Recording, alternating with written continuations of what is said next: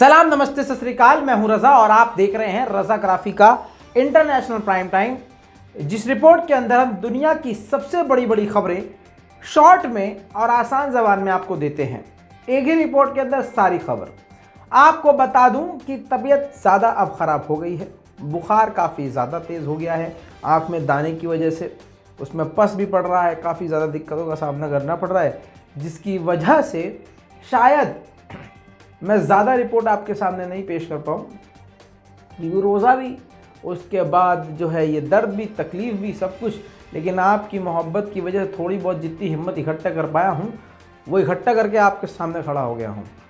लिहाजा कोशिश यही रहेगी कि सारी बड़ी बड़ी खबरें एक ही रिपोर्ट के अंदर हम कवर कर दें। तो दोस्तों, इस रिपोर्ट को पूरा ज़रूर देखिएगा ताकि हमारी मेहनत बेकार ना जाए। दोस्तों, इस रिपोर्ट की सबसे बड़ी और सबसे पहली अपडेट आपको ये देना चाहूँगा कि हमास तुर्की से काफ़ी ज़्यादा खफा हो गया है और हमास का तुर्की से नाराज़ होना इस बार बहुत जायज़ है। वजह यह है कि तुर्की का ज़्यादा झुकाव अब इजराइल की तरफ हो गया है। इजराइल और तुर्की बहुत ज़्यादा फिर से करीब आ गए हैं। दोनों देशों ने एक दूसरे की तारीफ़ करना शुरू कर दी है। आपको याद होगा कि सबसे पहले मैंने आपको दिखाया था कि इजराइल के राष्ट्रपति पहुंचे थे, यानी प्रेसिडेंट पहुंचे थे तुर्की। इसके अलावा मैंने आपको ये भी बताया कि रजब तैयब एर्दोगान और इजराइल के पीएम भी लगातार इस वक्त कनेक्ट हैं, एक दूसरे से करीब हो रहे हैं, जो सारी दुनिया के मुसलमानों के लिए एक बड़ा झटका है। अब दोस्तों, इसको आप चाहे तुर्की की चालाकी कहिए, समझदारी कहिए, लेकिन हकीकत ये है दोस्तों कि अगर अपने फ़ायदे और अपने मफाद को देखना इतना ही सही है तो आपको ये सोचना चाहिए कि ईरान पूरी दुनिया में सबसे ज़्यादा परेशान है, सबसे ज़्यादा पाबंदियां झेल रहा है, लेकिन मजाल है कि इजराइल और अमेरिका के सामने ज़रा सा भी नरमी से पेश आया हो। भले ही भूखा मर रहा है, भले ही बहुत ज़्यादा बुरे हालात हैं, लेकिन खुददार कौम भाई ये होती है। बहरहाल अब सारी दुनिया के मुसलमानों को काफ़ी बड़ा झटका लगा है तुर्की के रवैये से। आपको बता दूं, अभी कुछ दिन पहले मैंने आपको 2 दिन पहले अपडेट दिया था कि तेल अवीव में एक फ़िलिस्तीनी नौजवान ने बड़ा ऑपरेशन करके यहूदियों को मौत की घाट उतारा और तो और पूरे इजराइल को हिला कर रख डाला। हालांकि बाद में इजराइल की मिलिट्री ने उसको मार डाला, वो भी मैं आपको रिपोर्ट दिखा चुका हूं। अब दोस्तों, जब ये हुआ तो तुर्की ने निंदा करी, इजराइल पर फिलिस्तीन के हमले की तुर्की ने निंदा करी और कड़ी निंदा करी। यानी पिछले 1.5-2 महीने से, जब से तुर्की और इजराइल हल्के हल्के करीब आना शुरू हुए हैं, तब से तुर्की के पूरे तरह से तेवर बदल गए हैं। अब इजराइल की निंदा पूरी तरह से ख़त्म कर दी है। किसने? तुर्की ने। बजाय ये कहने की कि भैया आप उनके इलाके में मत घुसपैठ करो, फिलिस्तीनियों को गिरफ्तार मत करो, रमज़ान के पाक महीने में फ़िलिस्तीनियों को परेशान मत करो, ये सब कहने के बजाय उल्टा इजराइल से संबंध ठीक करने लगा है तुर्की, जिसकी वजह से हमास ने काफ़ी गुस्सा जताया। हमास ने कहा है कि तुर्की का ये रवैया हमको पसंद नहीं आया, हमारी ज़मीन पर किसी और का कब्ज़ा है तो हम लड़ाई करते रहेंगे, हम उसको आज़ाद करने के लिए विरोध करते रहेंगे। हम भी अपने लोगों की जानों को खोते हैं, हम भी अपने घरों को खो चुके हैं, लेकिन तुर्की का उस आतंकी को सपोर्ट करना, इजराइल के लिए सपोर्ट करना और फिलिस्तीनियों की निंदा करना ऐसा है जैसे अपने की पीठ में छुरा घोंपना। हमास ने गुस्सा सख्त जताते हुए कहा कि ये जो निंदा करी है फिलिस्तीनियों की, इसको तुर्की वापस ले और फिलिस्तीनियों से माफ़ी मांगे। दोस्तों, अब आपको बता दूं, इजराइल के जुल्म की इंतहा अब यह हो गई है, पूरी छूट तो मिल गई है। जैसे मैंने आपको कल ही बता दिया था कि इजराइल के तेल अवीव में हमले के बाद इजराइल की सरकार ने अपनी सेना को खुली छूट दे दी है। अब मामला ये हुआ कि जेनिन के इलाके में एक युवा को, फिलिस्तीनी युवा को चेकिंग के लिए रोका और जब उसने विरोध किया तो सीधा उसको गोली मार दी और वो इस दुनिया को अलविदा कह चुका है। देखिए उसका आखिरी वीडियो।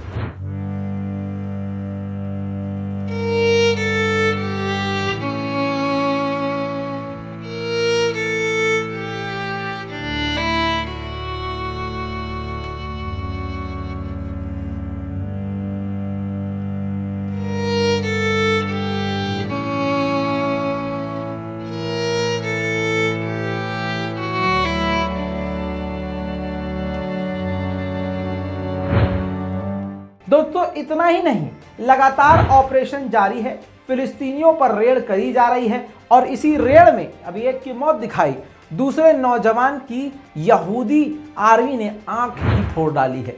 दोस्तों एक बड़ी जानकारी आपको और देता चलूं, यूएस ऑफिशियल ने नाम न बताते हुए अधिकारी ने कहा है कि यह क्लियर रिपोर्ट है कि बाइडन ईरान की IRGC की फौज को ब्लैक लिस्ट से नहीं निकालेंगे। बात अगर ईरान की आई है तो ईरान की तरफ से एक बड़ा अपडेट आ रहा है। ईरान ने जानकारी दी है कि ईरानियन गल्फ की तरफ से समुद्र में उन्होंने अपने एक ऐसे जहाज को पकड़ा है जो 2,20,000 लीटर डीजल यानी फ्यूल जो है तस्करी कर रहा था।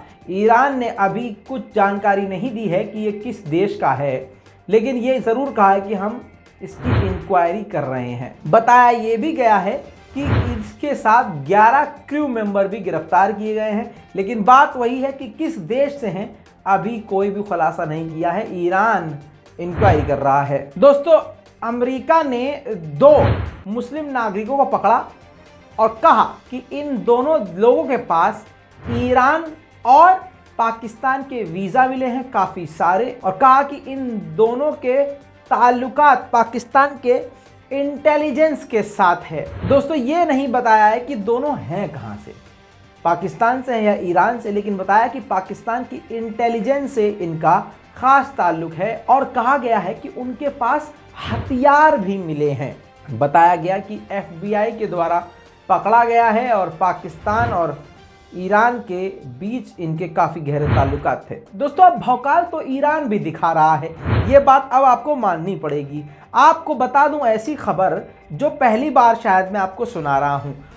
ईरान पर सबसे ज़्यादा पाबंदियां अमेरिका ने लगाई हैं, लेकिन ये शायद इतिहास में पहली बार इतने बड़े लेवल पर हो रहा है कि ईरान ने अमेरिका के पहली बार 24 बड़े अधिकारियों पर बैन लगा दिया, उनको ही ब्लैकलिस्ट कर दिया। बहुत ही ज़बरदस्त काम ईरान ने किया।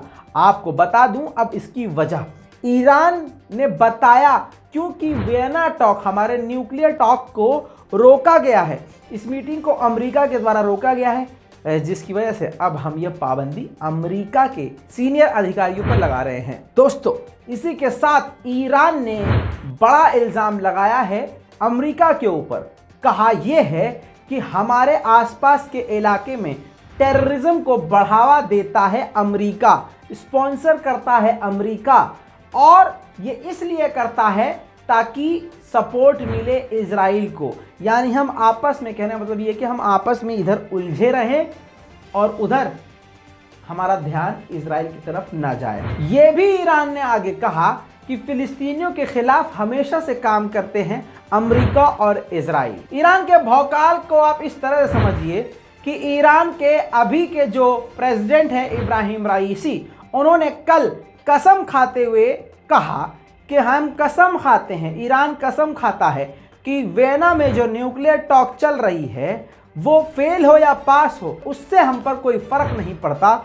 हमारा परमाणु पर पूरा हक है और हम परमाणु पूरी तरह से हर हाल में बनाकर रहेंगे, हम उसमें कोई भी कटौती नहीं करेंगे, हम अपनी पूरी ताकत से न्यूक्लियर बनाते रहेंगे। दोस्तों इसी के साथ तुर्की, इटली, यूके मिले हैं इस्तांबुल में। जी हाँ, ये तीनों देश मिले हैं और इसको लीड किया है खुद तुर्की ने। इस्तांबुल में मिले हैं तुर्की, इटली और यूके, ये तीनों देश मिल गए हैं। तीनों देशों को डिफेंस मिनिस्टर मिले हैं और इन्होंने कसम खाई है, वादा किया है कि तीनों आगे आने वाले वक्त में साथ काम करेंगे, यूक्रेन की हमेशा मदद करेंगे, और यूक्रेन पे अगर रूस का कब्जा हो भी जाता है तो ये तीनों देश यूक्रेन को आज़ाद मानेंगे। इसी के साथ एक बड़ी खबर आ रही है, जापान और फिलीपींस, जिन दोनों का दुश्मन चीन है, अब ये दोनों एक हो गए हैं, मुलाकात करी है और कहा है कि आसपास के इलाकों में हम दोनों मिलकर मजबूत होंगे और चीन को मुंहतोड़ जवाब देंगे। दोस्तों आपको बता दूं, सऊदी अरब ने लास्ट ईयर यमन पर हमला किया था तो लेबनान ने काफ़ी ज़्यादा इसकी जो है निंदा करी थी, गुस्सा जताया था, नाराज़गी जताई थी, जिसके बाद सऊदी अरब, यमन और कुवैत ने तीनों ने मिलकर अपने एनवॉय को यानी मिनिस्टर्स को लेबनान से वापस बुला लिया था। लेकिन अब हालात दोनों देशों के बीच में, इन चारों देशों के बीच में यानी सऊदी अरब, लेबनान, कुवैत और यमन इन सब के आपस में ठीक हो रहे हैं। तो जिसको देखते हुए अब सऊदी अरब, कुवैत और यमन ने लेबनान में अपने नेता एम्बेसडर भेज दिए हैं। दोस्तों इसी के साथ इटली ने अब रूस से तेल और गैस लेने से इनकार कर दिया है, मना कर दिया है। अब कमी तो हो रही है इटली को, तो इटली ने अब रुख किया है अल्जीरिया का और इटली के प्राइम मिनिस्टर खुद अल्जीरिया जाकर सीनियर अधिकारियों से मिलेंगे और भीख मांगेंगे कि हमें कृपया करके गैस, तेल जो भी दे सकते हैं दे दीजिए। और मज़े की बात यह है कि इटली 40% सिर्फ और सिर्फ गैस लेने के लिए रूस पर डिपेंड था, लेकिन अब अमेरिका ने ऐसा प्रेशर बनाया है कि इटली अब चाह कर भी रूस से गैस नहीं ले पा रहा है।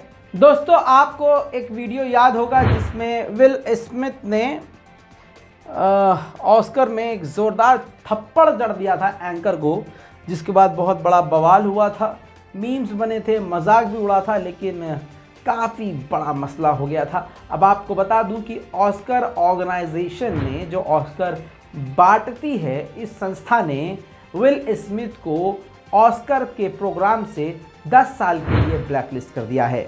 दोस्तों एक तरफ तो पाकिस्तान में बवाल मचा हुआ है इमरान खान को लेकर, दूसरी तरफ पाकिस्तान की आर्मी ने, पाकिस्तान के डिफेंस मिनिस्ट्री ने शाहीन मिसाइल का टेस्ट कर लिया है। शाहीन मिसाइल 3, जी हाँ, जिसकी रेंज काफ़ी ज़्यादा है। रेंज बताई गई है 2750 किलोमीटर, यानी 2750 किलोमीटर। यानी अगर माने पाकिस्तान भारत के नॉर्थ ईस्ट तक के इलाके को हिट कर सकता है, ये कहा जा रहा है। पहले वो वीडियो आप देख लीजिए।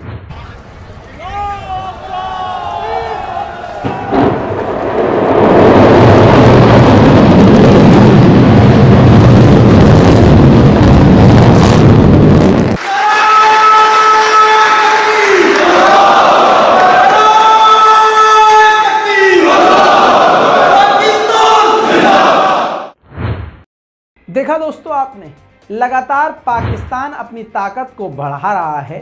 भले ही पाकिस्तान कितना भी कमज़ोर मुल्क हो, लेकिन हथियारों के ज़ख़ीरे में दिन प्रतिदिन बढ़ोतरी पाकिस्तान कर रहा है। दोस्तों आप जानते हैं कि भारत को धमकाने के लिए अमेरिका ने पूरी कोशिश करी।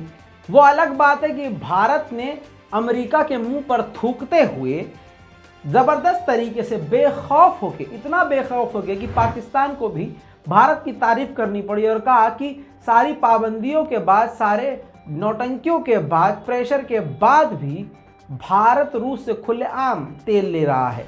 ये पाकिस्तान के इमरान खान ने ये बात कही। अब आपको बता दूं कि धमकी भी आए थे यहाँ पर अधिकारी अमेरिका के, और कई बार बोल के गए कि भैया दूर रहो, चीन जब हमला करेगा तो रूस बचाने नहीं आएगा। ऐसी आड़ी टेढ़ी बात करके भारत को कई बार डराया। अब जब ये इंटरनेशनल मीडिया में बात बढ़ गई और तो और अमेरिका की जिल्लत भी हुई, बेइज्जती भी हुई, बहुत ज़्यादा रुसवाई भी हुई कि बताओ यार, तुम भारत को दबा रहे हो, डरा रहे हो, लेकिन वो डरा भी नहीं। तो अब वॉशिंगटन ने ज़बरदस्त तरीके से इसका जो है बचाव किया है, खंडन किया है, यानी लीपापोती करी है और कहा है कि भैया हमने कोई प्रेशर नहीं डाला, भारत पर हमने कोई जो है डराने धमकाने की कोशिश नहीं करी है, हमने कोई प्रेशर नहीं बनाया है। तेल, गैस ये सब लेने के लिए भारत आज़ाद है। इसे कहते हैं दोस्तों थूक कर चाटना। बहरहाल दोस्तों ये थी इंटरनेशनल प्राइम टाइम, दुनिया की सबसे बड़ी बड़ी खबरें आज की आपके सामने मैंने रख दी है। इस पूरी रिपोर्ट पर आपकी क्या राय है, अपनी राय कमेंट में ज़रूर लिखिए, रिपोर्ट को शेयर कीजिए। मैं हूं रज़ा और आप देख रहे हैं रज़ाग्राफी। जय हिंद।